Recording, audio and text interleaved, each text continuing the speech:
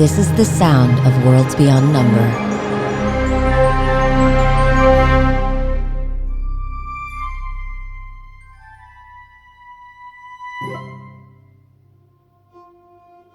A high vaulted hall of ice and a table some 50 feet long, set with candelabras glittering in Arctic icy white light.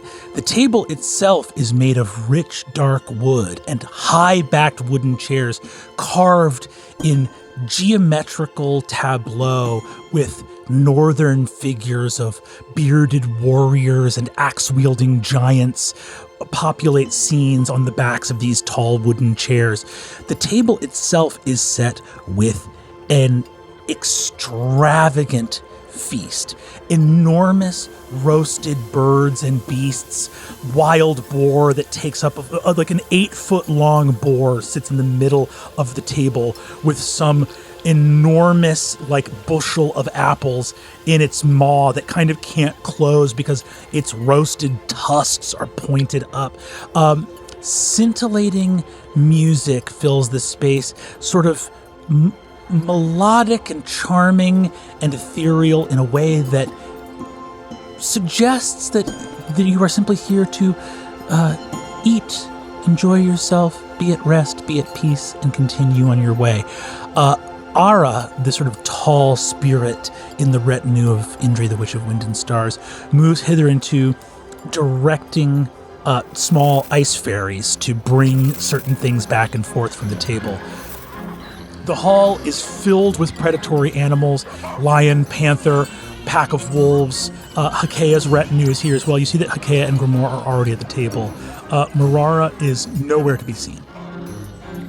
At the head of the table sits Indri, and the now even smaller retinue of the Witch of the World's Heart enters the dinner hall with the wizard Sworn and the wizard Maddie having been relieved to return to the ship. Walking into this space, how do the three of you enter into this hall knowing that you are about to break bread with someone who has murdered a member of your party? Question. Did Ame change anything about herself before coming to dinner, or is it just like what you've been wearing all day long? I definitely went and, especially after all of that, I went and took a bath, and I have a change of clothes on. Okay. Then yeah, Suvi will be in like jet black, super formal gear, but will have made no effort to wash the blood off of her face.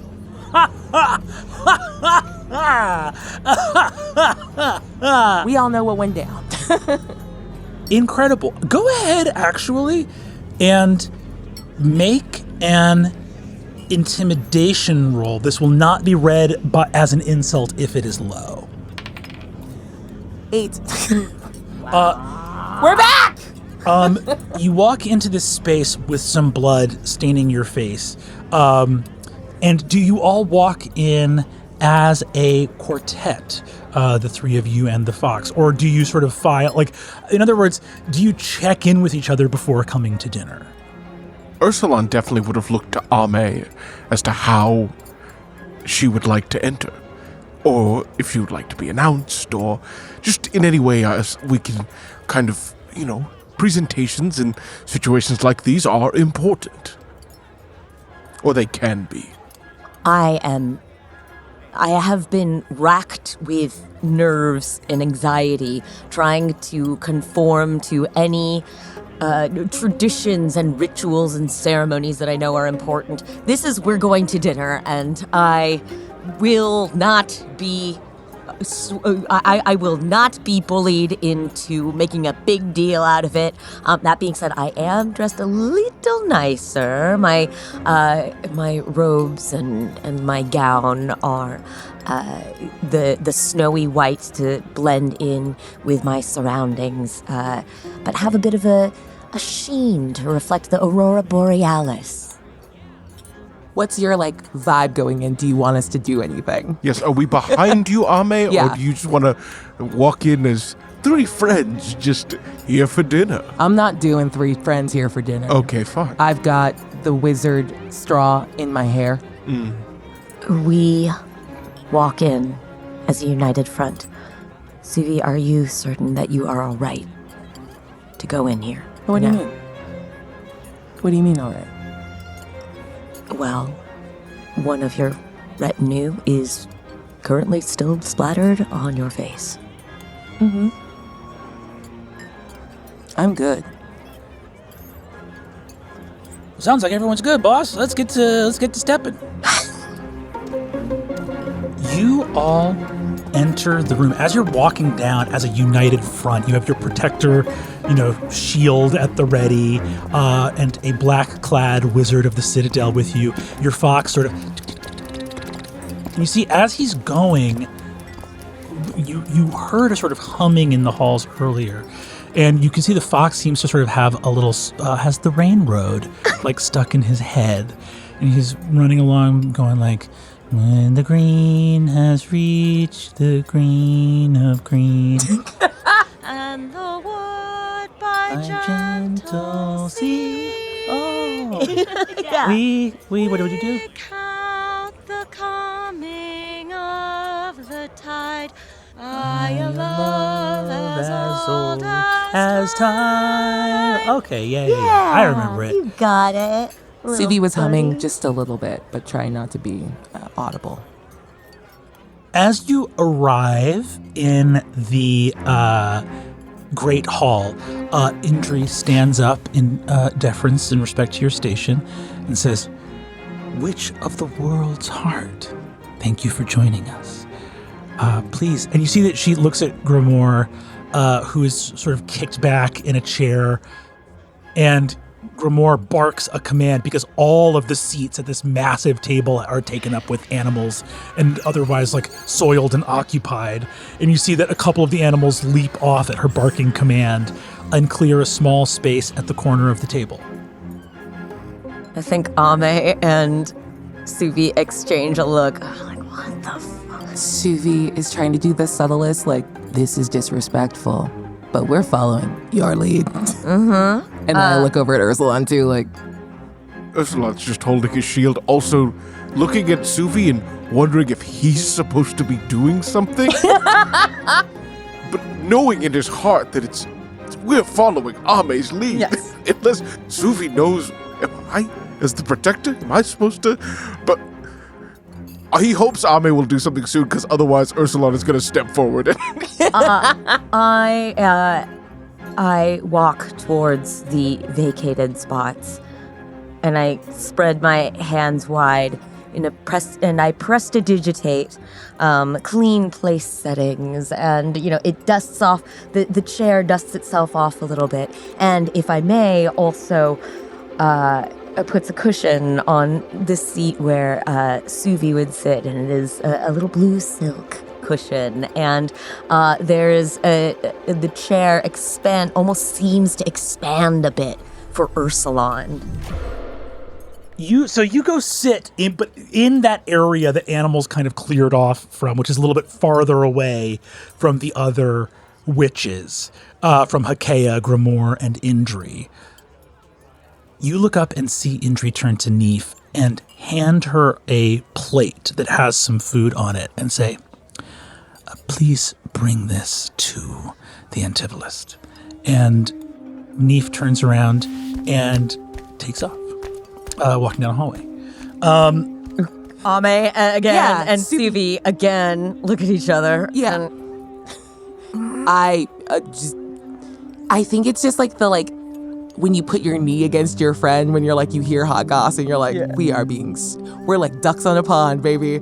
Super cool above the height of the table, and then below like, oh my God. I know, yeah. Yeah. Indri turns and says, will the rest of your retinue be joining us? They will be dining in their own quarters. Ah, understood. You see that Grimoire looks up and says, "One of them ran." Understood. My condolences. And I hope that there are no such future incidents during your time here. Hakea looks down at her plate and says, miserable fare you've accumulated here, Indri. Absolute rubbish. And you see that Indri looks up and says, I am so sorry it is not to your taste, Hakea. I shall return to my quarters and make my own food. And you see that she just, again, leans back and disappears into moss and vanishes. Can I make a little insight check on that? Yeah. Just want to see if she's just a grumpy old lady that doesn't like the food. Hold on, a pretty good roll. 18. Nice. Huh. On 18, you know that like extreme disdain for the food in this place. I got an old guy that I look after. Is he being a normal old guy? Yeah.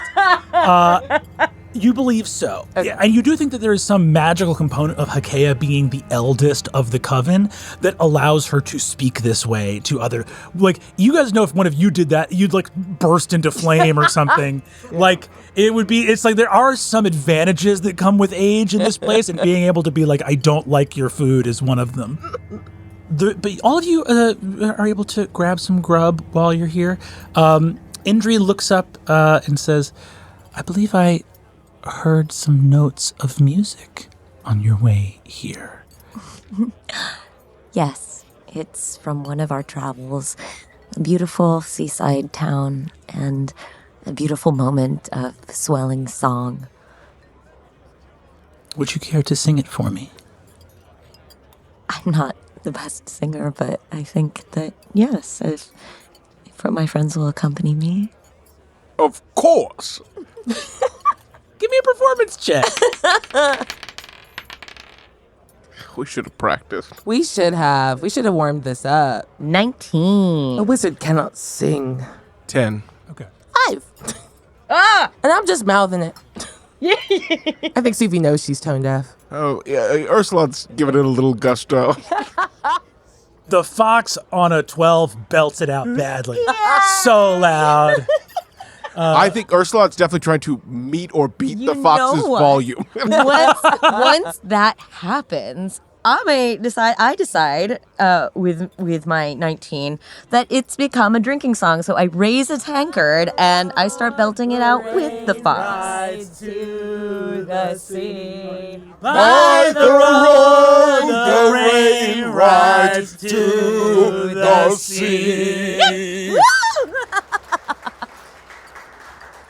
Give me, because Suvi's not singing, go ahead and give me an Arcana check. 13. You see that Ame's just singing a little drinking song, but in the moment that she gets lost singing with the fox and Ursulon, you give me insight as well. 9. I think that on a 13 and a 9, you actually don't get information. Yeah, that's fair. That's all. No, I think like there's a reason behind Suvi doesn't want to speak out loud or sing. Like, she is trying to keep it together, and I think that's making her a little bit worse at noticing everything that's happening. You see that Indri looks at you and says, utterly charming. Thank you for sharing. Thank you for asking. I think that raising our voices together in song is one of the best things that you can do to keep spirits up. You see that Grimoire says, your wizard didn't sing. Well, Suvi is her own wizard, but also I think that perhaps Suvi's just a little shy when it comes to singing. I just stare down Grimoire and don't say anything and just take another slow bite of food. Once she warms up to you, though, you should hear her when we're at the tavern. It's quite charming. Will she warm up to you when you sign her contract? The contract that she brought from the Citadel to compel you to do their bidding. Oh, are you unaware I certain that there is a misunderstanding. Well, I know not of the trickery of the written word or those things that clever minds do to ensorcel with sounds and shapes upon the page. That is not my domain to tend to. And you see that Grimoire stands up and goes, and the animals sort of fall in behind her and take off. And dinner sort of abruptly concludes. Heinrul looks at you, Ursulon, and as he gets ready to head out, goes, Shall I meet you at your quarters? I'm happy to come to yours. Very well. We will take care of you there. and walks away. I was going to have a conversation with you later about just maybe getting some guarantees that just making sure advocacy on behalf of the wizards was a priority for the Witch of the World's Heart. I would have talked to you about it later. You don't need to make me sign a contract to have you be a priority, Suvi. I hear you and I appreciate you, but the manner of your leaving didn't confer a lot of confidence in our working relationship on my arrival. And I think this is the first moment that, like, Suvi sort of gets uncomfortable enough to, like, kind of touch her face and, like, touches that dried blood, and then just sorts of, like, is, like, weirdly, like, wiping it off while she's talking, while trying to, like, maintain a sense of chill. Indri stands from the table and says, Ame, you wish to speak with me after dinner. If you be so kind as to offer me an audience, I would be grateful.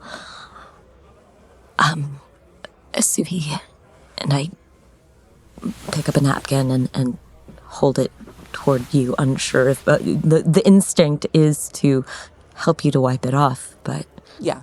Suvi will immediately, like, just do a little bit of a jerk back, but gratefully accept the napkin and then avert her eyes and doesn't really make eye contact with you.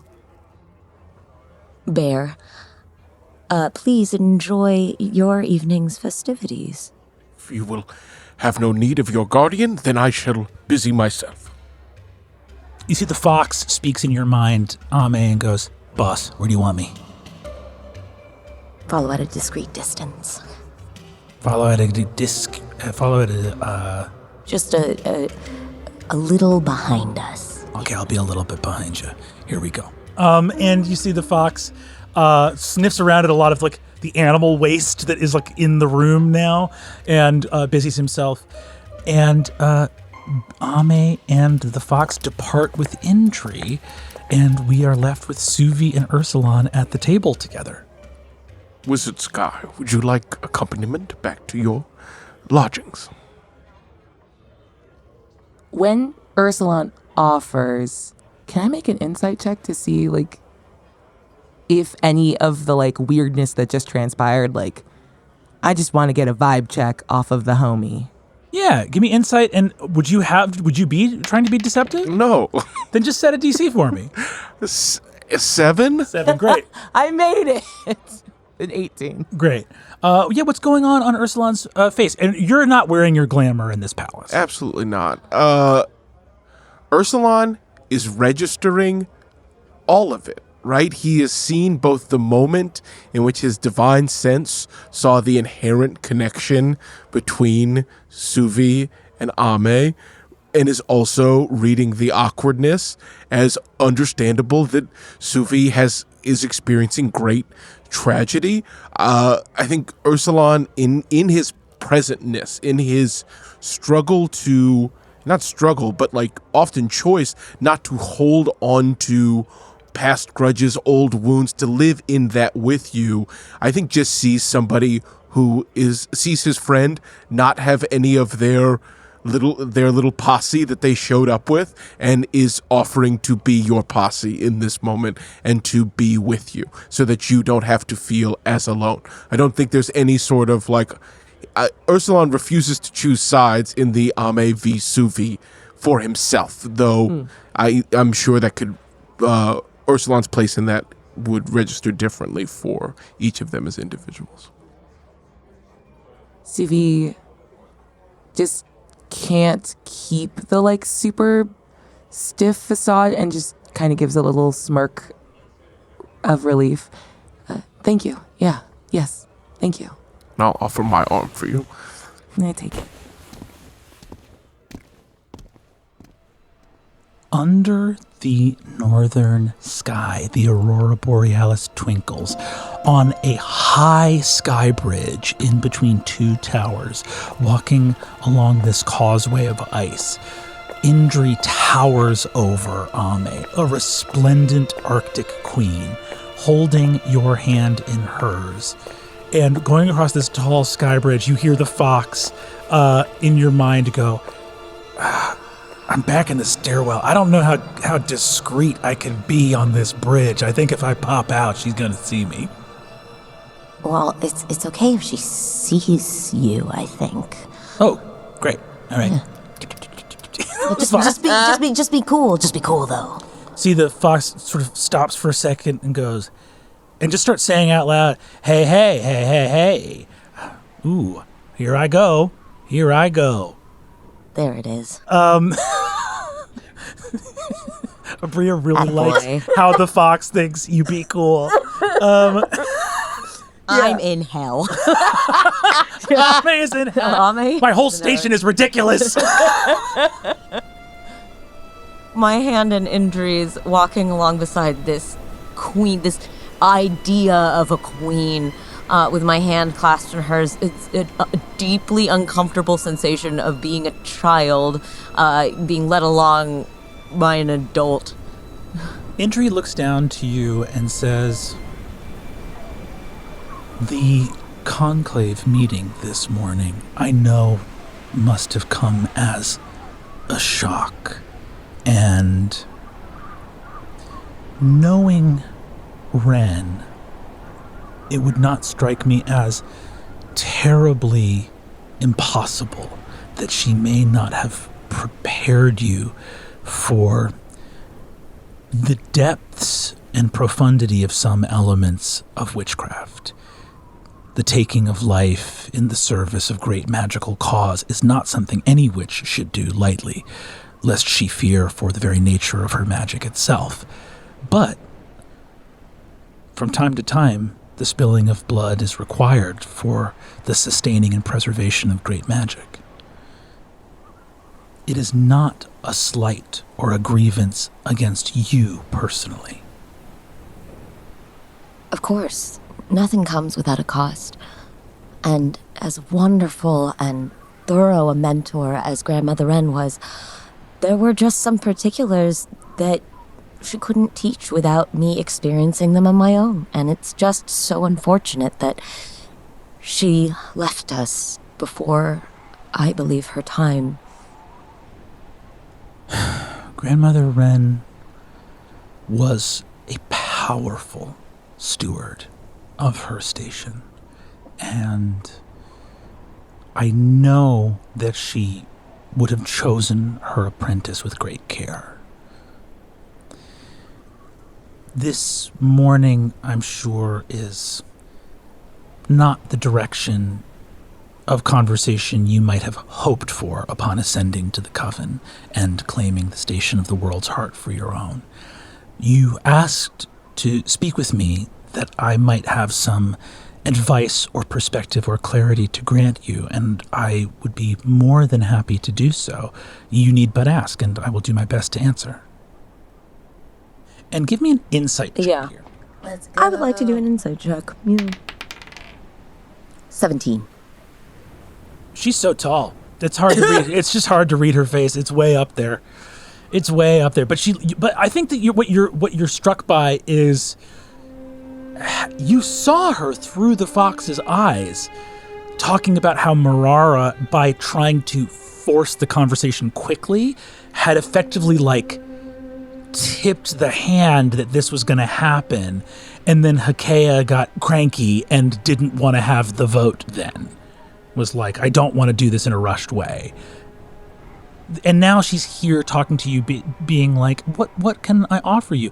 And it's a weird thing because you're not sure how, like, in a schoolyard sense, you are being lied to. There's like fakeness here. But the world of this witch is so alien. There's almost a thing where if you were to like confront her and be like, you want me dead, that she might just like look sorrowful and be like, it is a pity. Yes, I want you. Like, you don't know, like, you don't know what the you can't read her face to see, like, did you catch her in a conspiracy? Is there a contradiction in her behavior? Or would she just argue that there is no contradiction in any of the behavior you've seen, either in your familiar's eyes or your own? It's hard to say on that 17. I do understand that there is no good without great sacrifice. And if I must needs be sacrificed, then so be it. Magic and my station is far more important than my own life. I do wonder, though, without the station of the Witch of the World's Heart, how the vast realms of human and spirit and collaboration will be tended to. Do you and the rest of our sisters not already have full enough plates? Indri muses. She stops here at the zenith of the bridge, looking out over the vast icy palace with so many keeps and towers.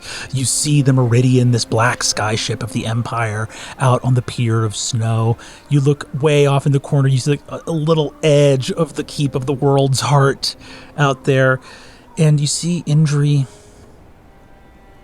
muses, touching a long, beautiful fingernail to her chin, and drops the hand and turns to you and says,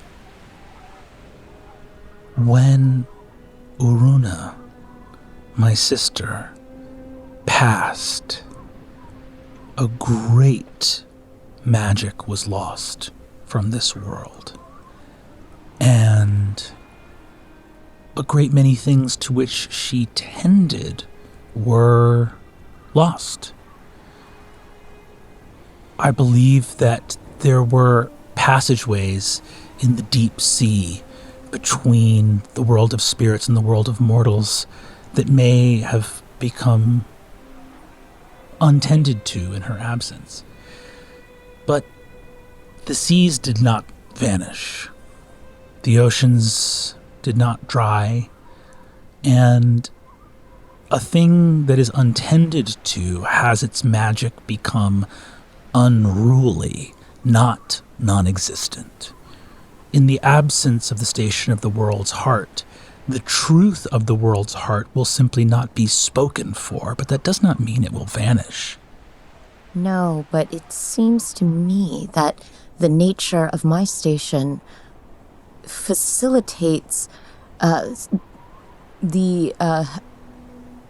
what is the opposite of unruliness? It facilitates the ruliness of the rest of the domains. Certainly. I can well imagine that it might. But the truth is, these stations do not tend to anything.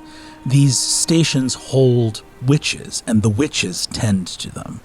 And if a witch is not capable of tending to her station, then it is as good as unfilled, perhaps in some cases worse.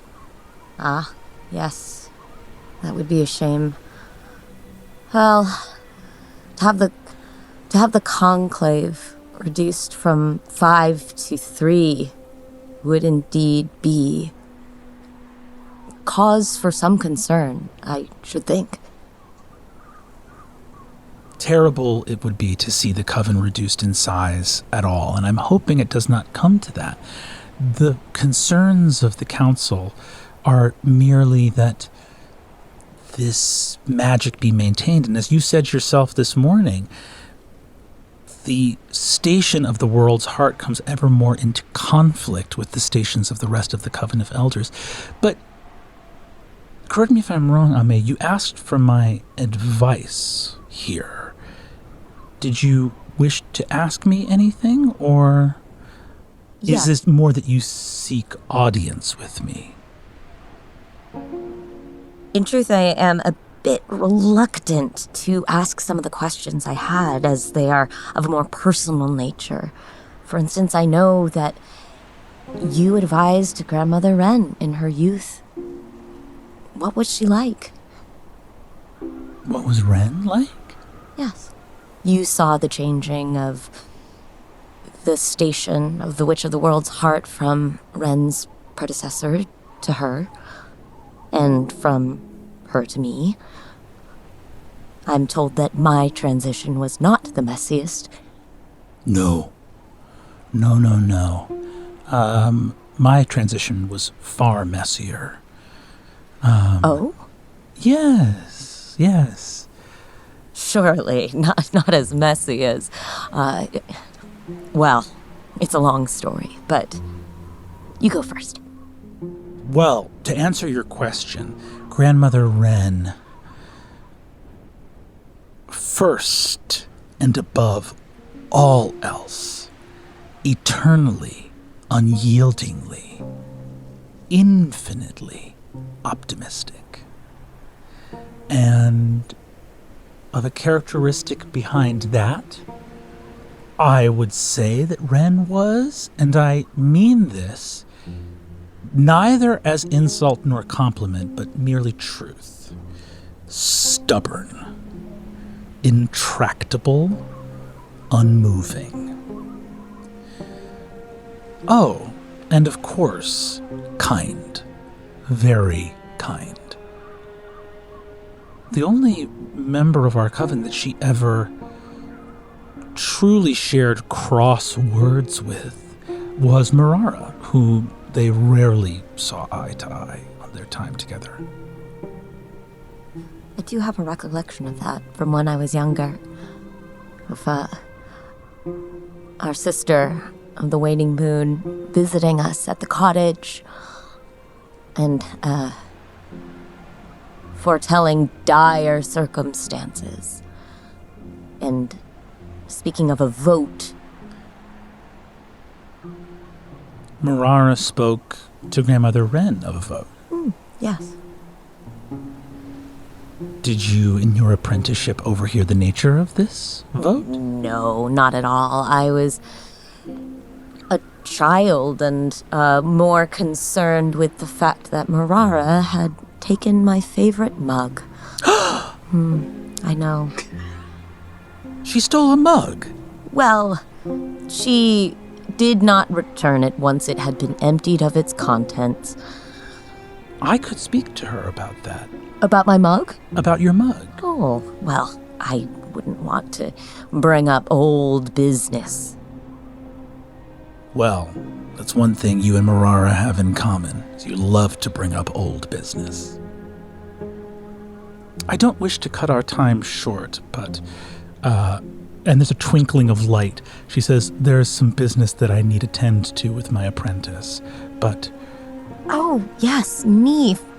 Neef is so lovely and has been so helpful to all of us in our retinue. She has? Yes. How far along is she in her studies? Oh, well, Neef has only just begun. But I am glad to hear that she has been helpful. How may I ask, has she been helpful?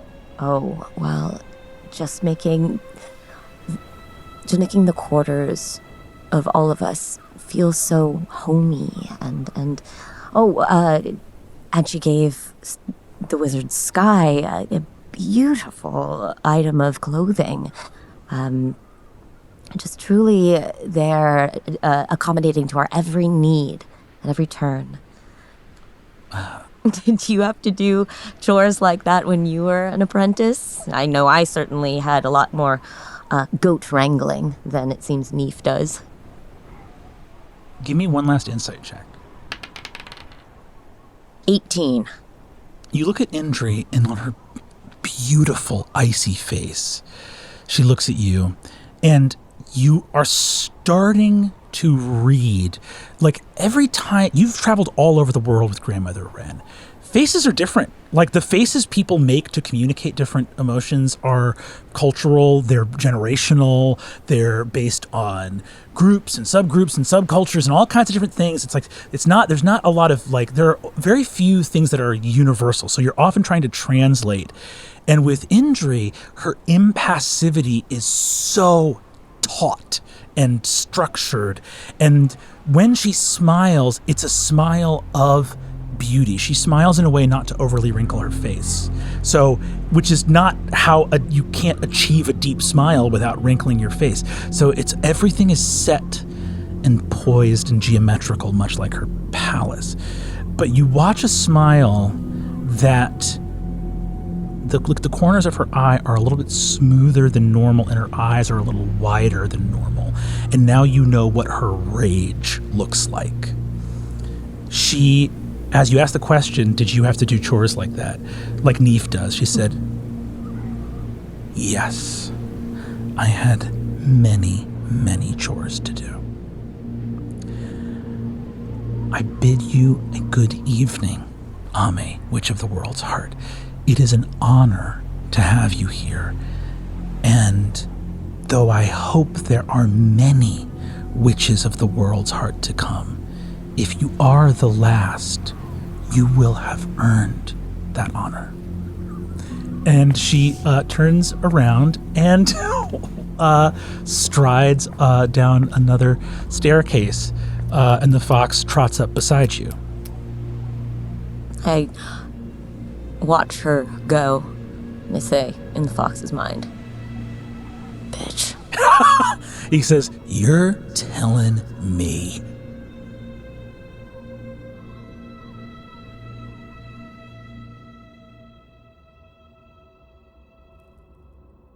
Suvi and Ursulon, where do you walk? Which is sort of a question because Ursulon's accompanying you. So where is Suvi walking to?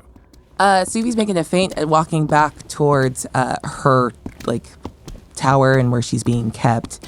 Trying to catch Ursulon up on the lips that we read at dinner.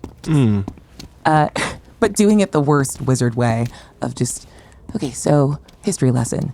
There were two factions before the Citadel was even raised. We had the Antivolians and the Akrodati. Yes. And it was a whole thing back and forth about do you want to accept the Empire's help? And the Antivolians were like, no, we don't want to. And the Akrodati were like, nah. And then there was a civil war, and the Akrodati won. So that was kind of a thing. But she said that there was one of the other side. That faction's been gone for hundreds of years. So who was she talking to? And what was she talking about? Was that interesting? Did that make any sense to you?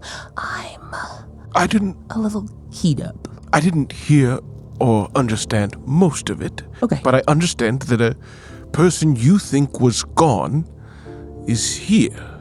She's feeding another wizard. In the palace. But very specifically and someone who opposed the Citadel. Antivolists, but they don't exist anymore. They were defeated, and that is why the Citadel is what it is. Yes. Okay. There was a whole big civil war in Cairo over it. So that's weird. Is it the sort of thing we would simply ask Indri about? No.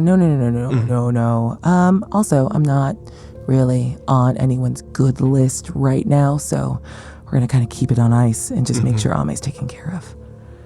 Just hope Ame didn't play her hand too soon about, the whole idea of how do you convince them to not destroy her station and having to just destroy another one. You bring that to the group so then they start to fight about it.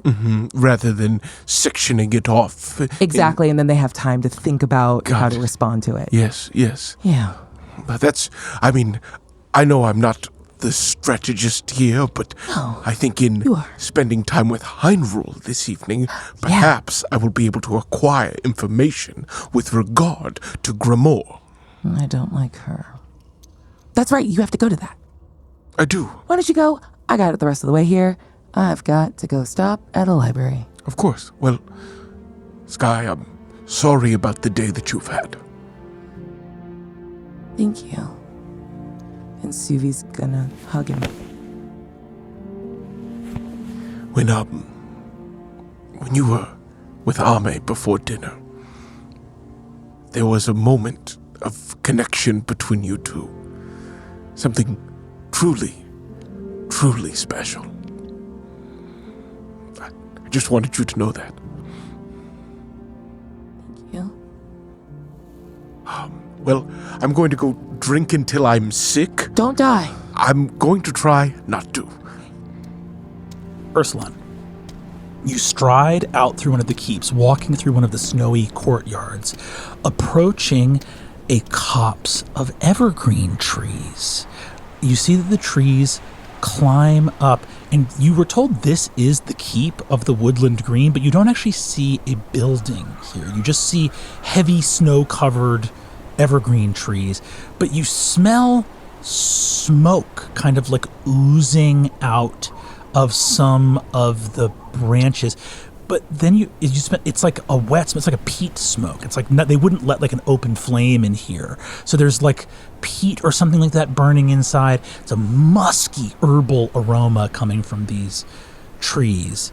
Give me an investigation check. Difficulty of 5. A 10. You root around and you see that there is a kind of burrow in the side of the snow that you can feel warmth coming out of in this copse of trees. I've had good luck with burrows in the past, so in I go. Going inside, the snow eventually gives way to moist, wet earth, and pulling yourself out, the keep of the Woodland Green is this wild, almost like 100-foot tall. It has like a conical structure to it, like almost a teepee or some other kind of conical tent. And there is a little bit of snow coming in from an opening way high above, but there is activity all throughout the sides. You see that there are like flowers blooming and fairies moving back and forth, tiny little 2-inch tall floral fairies that alight from branch to branch. You see that there are a number of grottos here, and within this enormous cavernous opening, there are sort of more normal-sized trees. Off in the corner, you actually see this giant mossy agate gemstone throne where Hakea is slumbering. With each exhalation, moths are kind of like coming out of her mouth and re-entering as she breathes in again. And this massive serpent familiar is all over her.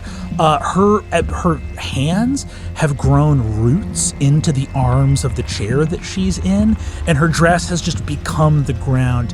Her dress might be the entire sort of flora landscape of this tent. If she gets up, the whole landscape might like come up with her.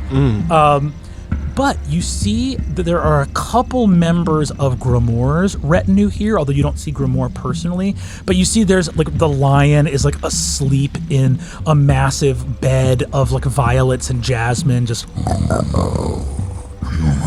sort of little tail flapping back and forth. There is a grotto of some sort of hot spring, a little bit of like water coming up, bubbling amongst some mossy stones. And you see that Badze and Socorro, the firefly spirit, is there, and the wood spirit, sort of tree spirit, are there. And beside them, with a bed sheet filled with bottles, is Heinrul, who looks up. He is fully naked, and Socorro and Badze are both naked here as well. This is it is wild here. You are in a space that feels magically aligned with your birth in a way that you haven't felt since being a cub in the world of spirits. You look at the grotto. It's quite removed from Hakea's throne. It seems they're giving her some respectful distance in this space. And Heinrul looks over, just turns around, full frontal nudity, holds up a bunch of bottles, and goes, Ursulan, you've come to die! We agreed earlier that those were not the stakes. You see that Socorro says, Perhaps die to be reborn. and he holds a bottle of liquor over his head. Yes, brother, yes. Ursulan is gonna, I think, stab Wavebreaker into the ground, like at the entrance, keep the shield, and bound over to the hot springs. You bend over to the hot spring. You see that as they do, do you just leap into the hot spring? No, I don't think Ursulan is that. Ursulan can feel that kind of push and pull of what you're saying. He has been at the Citadel, like he the last larger community he was in was the Citadel, where things were proper, and I think he can feel himself wanting to connect with that energy from his youth, and I think sees this group of people and wants to bound into it, but what if that's not their custom, and just kind of excitedly runs over them. You run over excitedly, and Hyrule says, you see that Hyrule just shoves a bottle into your chest and says, Let's get started. and as you do, you see that Socorro and Badze look up and say, Badze goes, Will you join us in the waters? It would be an honor. Socorro says, Come then, brother. Join us in the water. Ursulan is going to get undressed. Fully. You get down to your birthday suit and you look like a big wild beast. Yes, and ease himself into the water with everyone else. I think as you get into the water, you see that Hyrule leaves his glamour drops, and he drops to all fours as a massive dire wolf. And you see that he splashes into the water with you and rolls a bottle over that just begins to guzzle out into the hot spring and wraps his wolf mouth around it and just starts to swallow this icy clear liquor down his gullet. And you see that Socorro and Badze move to either side of you as you sit here in this hot pool. And we cut to an icy hallway as the wizard Sky marches towards the Library of Stars. Suvi feels better in this moment than she has the entire time she's been here. It's like a weight has been taken off her chest in a way that she can't really fathom or can't quite place. Like something, it's not that she's forgotten about what happened like 2 hours ago, but like it feels like some things are coming into alignment. And then she thinks about Grimoire and dropping the sort of contract at dinner, again, just a couple hours after the reveal and the death of the Wizard Straw. And Grimoire is a very fearsome creature, but I think without like arrogance, Suvi has a like, that was too quick. That was ungraceful. Mm-hmm. You didn't sit on like that piece of ammo for long enough. Unclever. I'm not worried about you like this. If I walk, I win. So there's like a lot of that like spinning up in her head. Like, all right, cool. You approach the Library of the Stars and find the doors closed as you arrive here. Oh. Can I run a little detect magic to see, like before even interacting with the handle, like if this is a guarded and warded sort of closing? You see that it is magically locked. There's a magical lock on the door.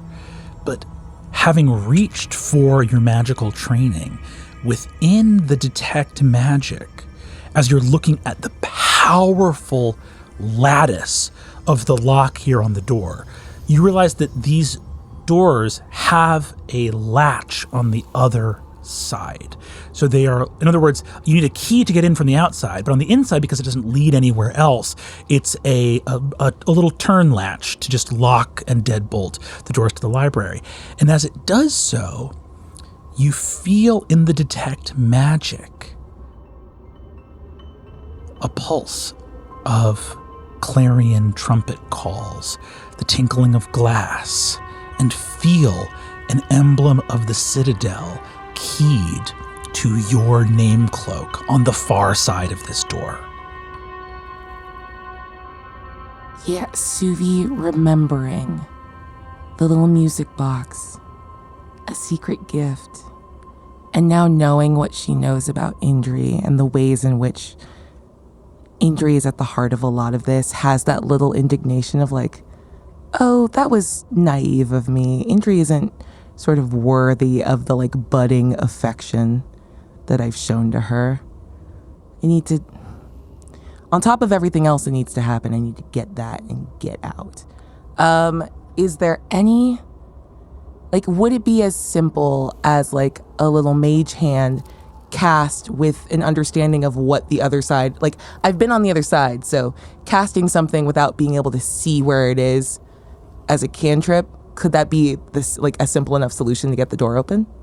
100%. Go ahead and give me an Arcana check with advantage. Natural 20. Oh! Let's go! You stand in front of the door. What you see as when you walk, you win.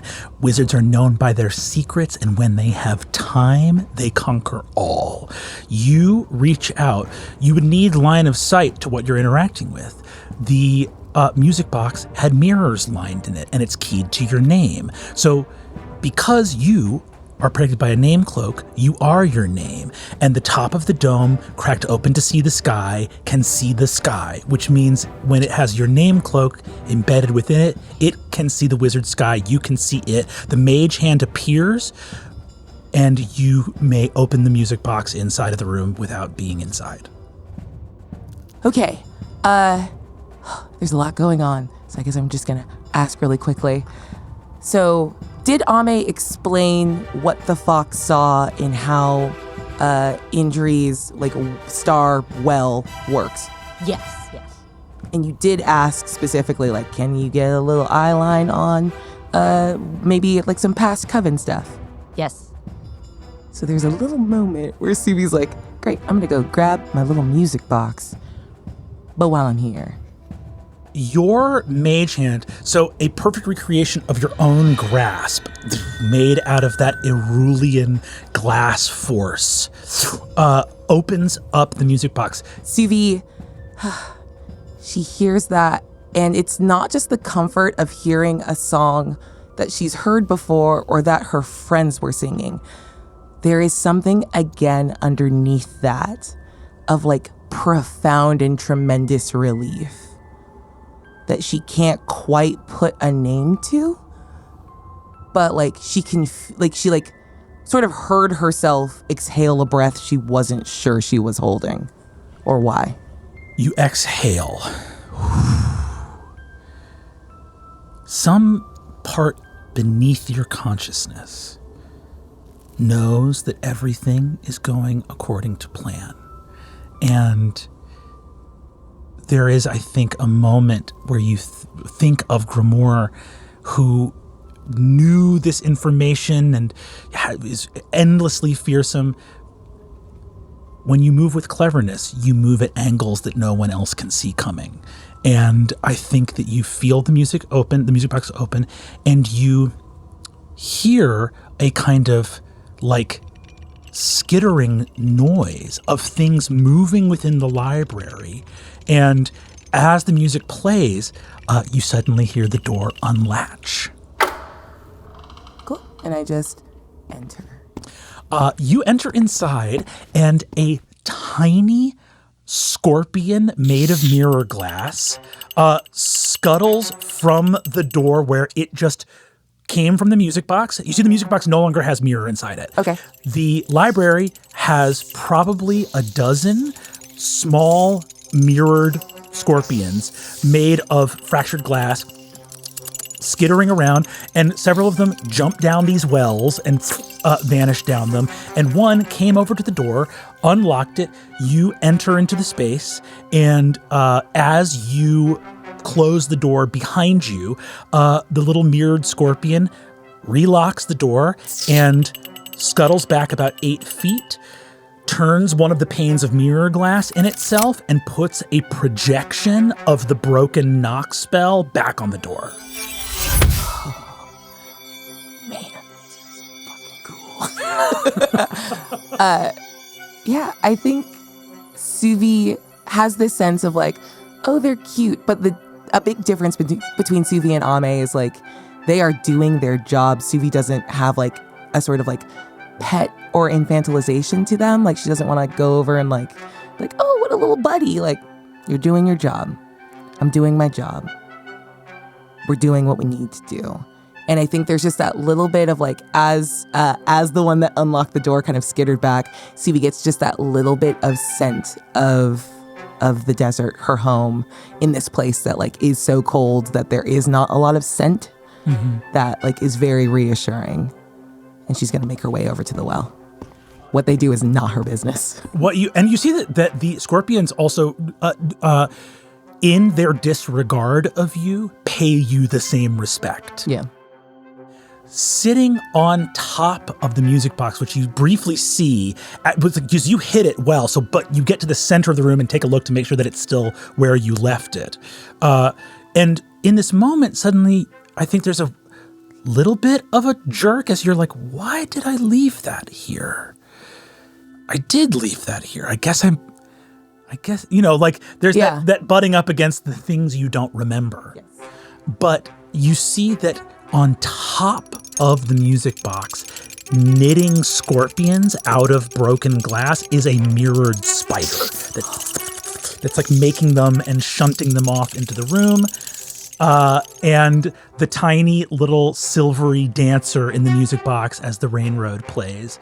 And you approach the central well as that one lone mirrored scorpion projects Indri's knock spell back on the door.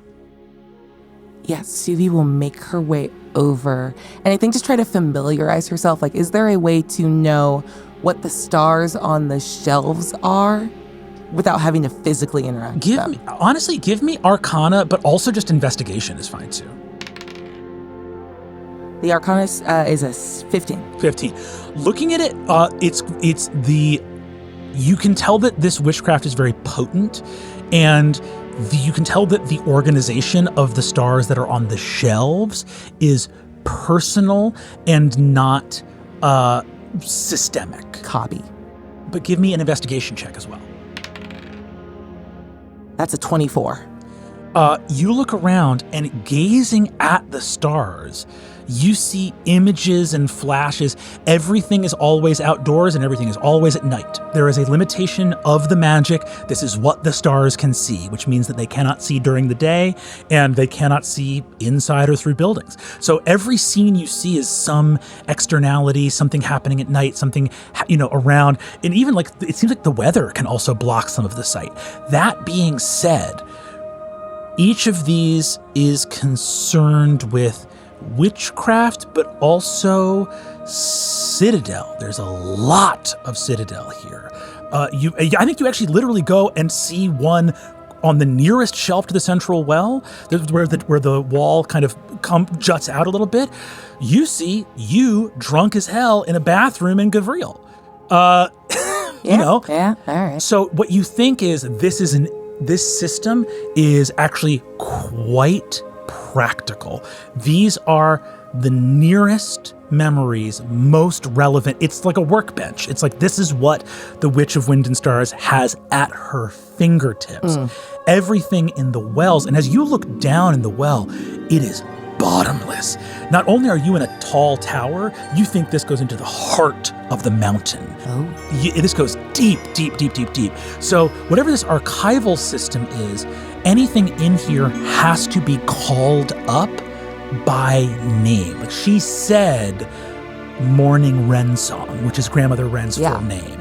And so like anything that's not, it's like something has to be on the shelves for her to like chance upon it and remember something. Copy.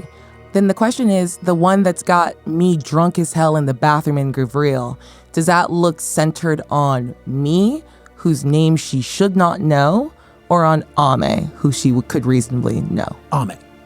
Copy. You caught a stray there. It's not centered on you. Totally fine. Okay. Well, I got a couple minutes, because this went very well.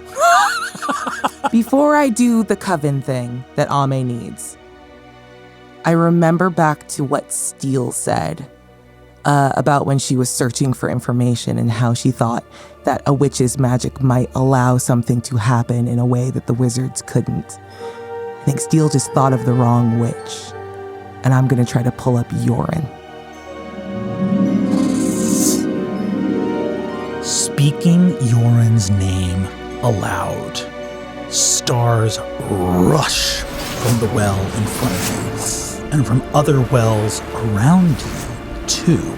And whatever magic Yoren has been using to avoid detection from the Citadel is well bypassed by this magic here.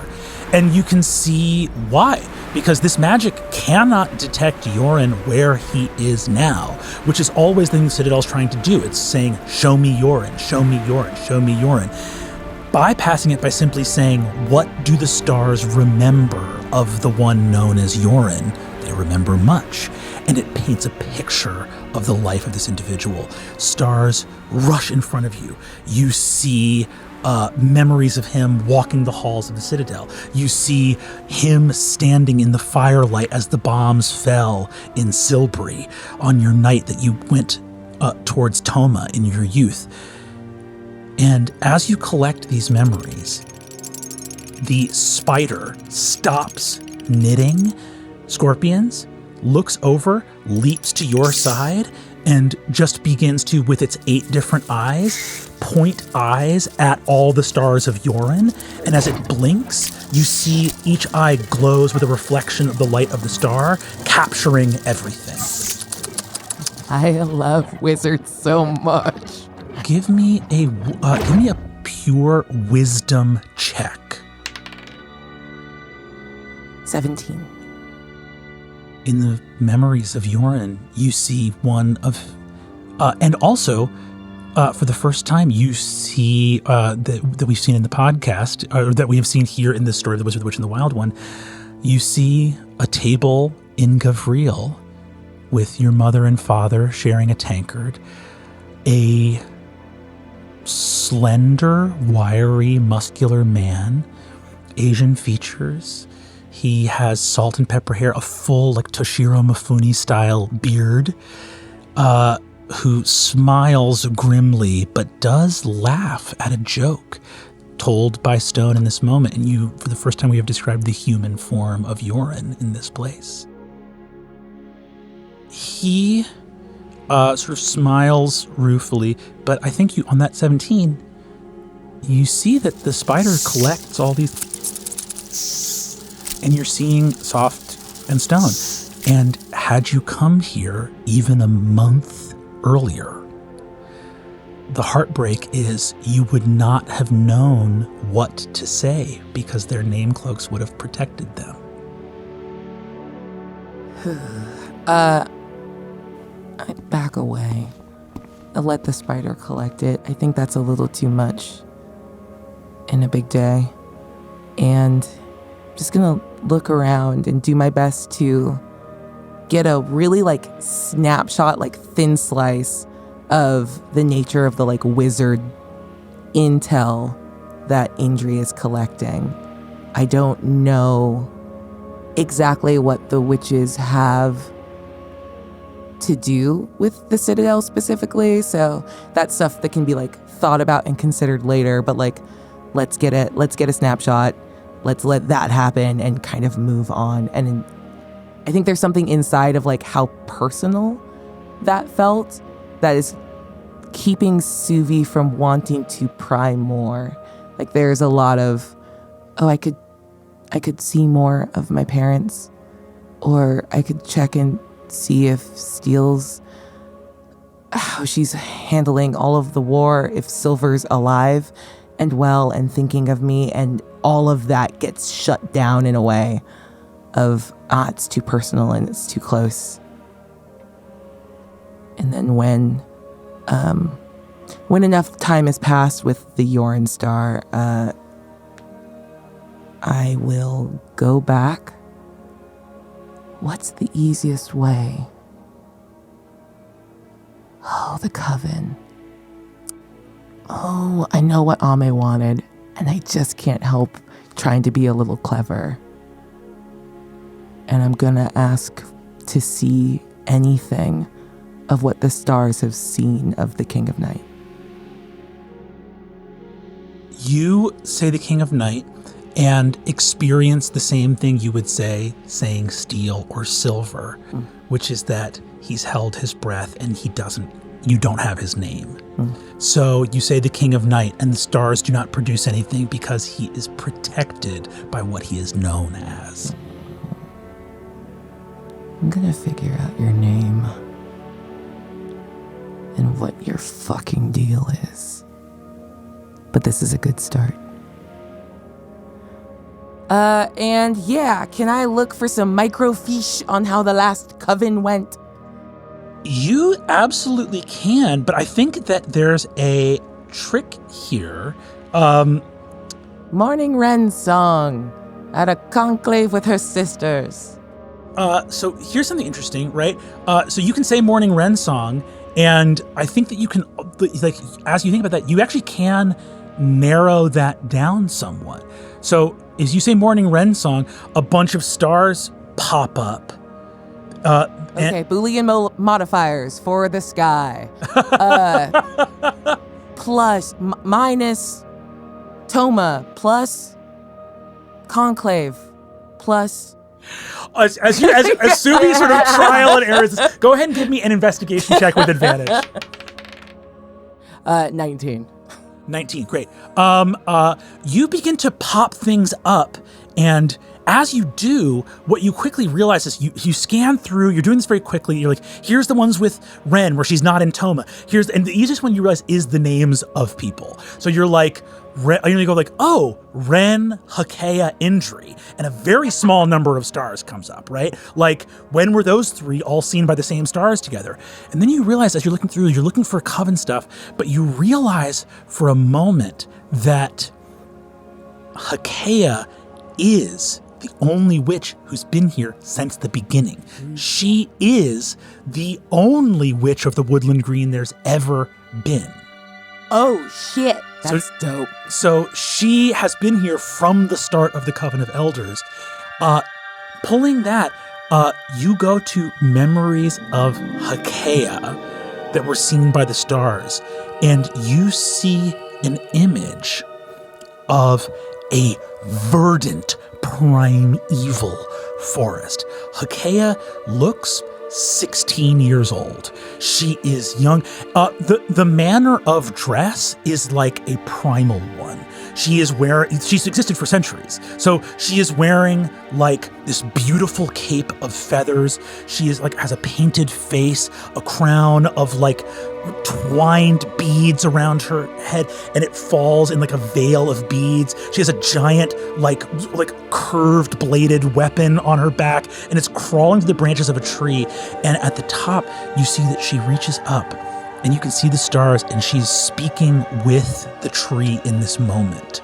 And you can hear this language that it's like you can't understand literally like the meaning of the language you're hearing, but the spider is still recording this, and you see that she whispers to the tree. She is weeping. You see that there are some injuries. She's like fought her way to this place. You realize you're seeing the end of some kind of quest. And there is a wand that she wrests from the tree, pulling this like charred place where the tree has been struck by lightning, and pulls this thing from it and holds it. And you see that appears, and all of the stars in the library gleam. And you look through the dome in a tall tower elsewhere in the palace. The gleam of this wand in memory is matched by whatever is up in the top of that tower.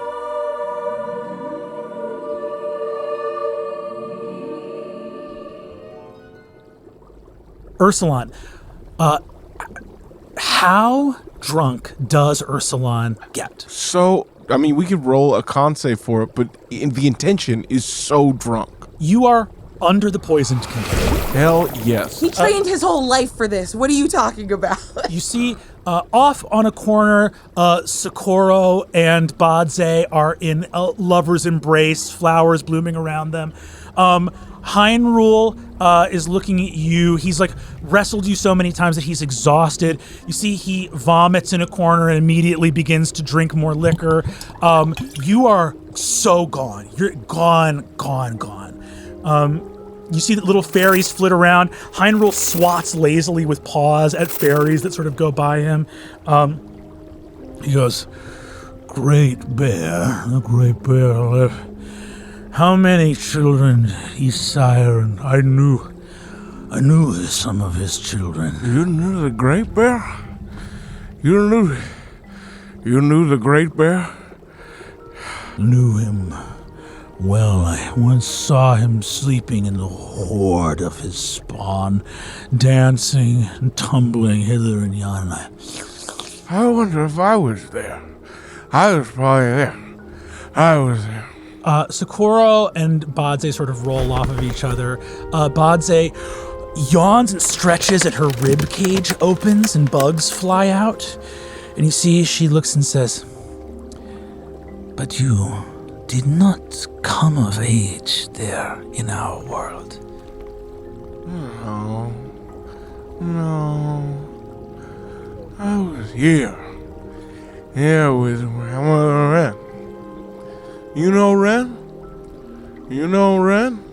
you see Socorro goes, Ren, the grandmother. Yeah.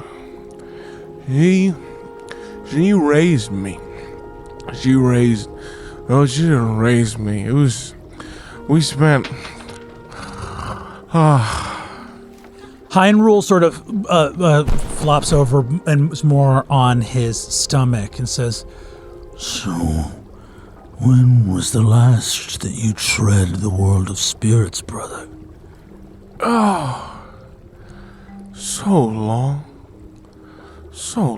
ago. I was close a few days ago when I met Halima. You know Halima? you see, they look at each other and you see Socorro goes, I do not know Haleman. He's fast. He's very fast. you see that Heinrul looks and says, and sort of sniffs at you.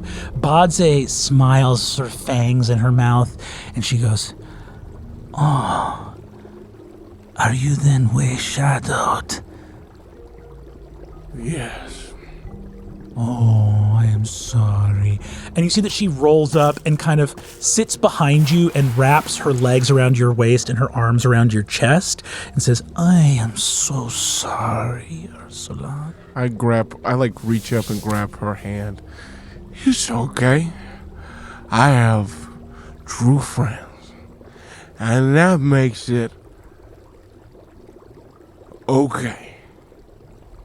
You see that Socorro, there's a long pause here. Heinrul kind of licks his lips, looking sleepy. Socorro sort of nods and says, It is good to have true friends. We have true friends as well. Oh. You see Badze smiles and whispers in your ear, Socorro is my true friend. He seems like a good true friend. Badze looks at Heinrul and says, Heinrul, do you want to go get us more liquor? I think we're out. You see Heinrul looks and says, How is that, boss? No, I have some more here. He pulls some out, and you see that Socorro goes, Oh, good. There's a bit of a pause here, and Socorro looks at Heinrul and you and says, Heinrul, do you have true friends? And you see Heinrul goes, My love is Grimoire, Witch of the Wild Hunt. I have no need for friends. I have my pack, my mate, and and pray. And you see that Socorro puts a hand on your knee, Ursulon, and goes, Well, spirits walk the world, and we serve and protect the witches of these realms, it is true. But it is important to have true friends of our own kind, too. Don't you think so, Ursulon? So much. I met Orima. You know Orima? As you say Orima, you can hear a buzzing of insects around Hakea, and she kind of stirs in her sleep. I called her sister, and she got mad at me. No. We are all brothers and sisters. That's what I thought. You see Badze says, Brothers, sisters, siblings, all, Ursulon. There is a brother of ours. and she turns to Hyrule here too, That should be a brother of all of ours, I think. Yeah? you see Socorro looks and says, There is a man in black who walks the road. I met him. We talked. You see Hyrule kind of looks up at both of them, and you see that Socorro goes, He wishes to speak with you, Ursulon. Now? Badze says, As soon as you'd like. It is hard because he walks the road, and in this far-off place, there are few roads to tread at the ending of the world. you see Hyrule looks and says, No. The King of Night does not walk in the retinue of Hakea. and you see that Socorro goes, Not all of our friends are in this retinue. There's another long pause here, and Badze turns to Hyrule and says, It would serve you, too, Hyrule, to accept his friendship. Hyrule sort of sways a little bit and looks at Socorro and goes, Does the Witch of the Woodland Green know that you speak on behalf of the King of Night in this place? you see Socorro goes, Calm yourself, Hyrule. Badze, who's still wrapped, is like hugging you from behind, Ursulon goes, Hyrule, lighten up. And light comes from her eyes and twinkles around, kind of dazzling Hyrule, just long enough for Socorro to lift the axe and chop his head off. Whoa! Socorro goes, no! And you see Badze constricts around you, pulling you down, and says, It would do to be his friend, Ursulon.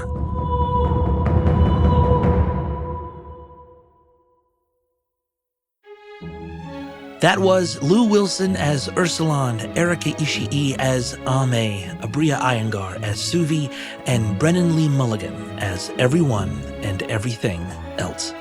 Worlds Beyond Numbered is edited, designed, and scored by Taylor Moore at Fortunate Horse, with additional sound design from Michael Gelfi Studios. For even more like this, join us on our Patreon. We'll see you there.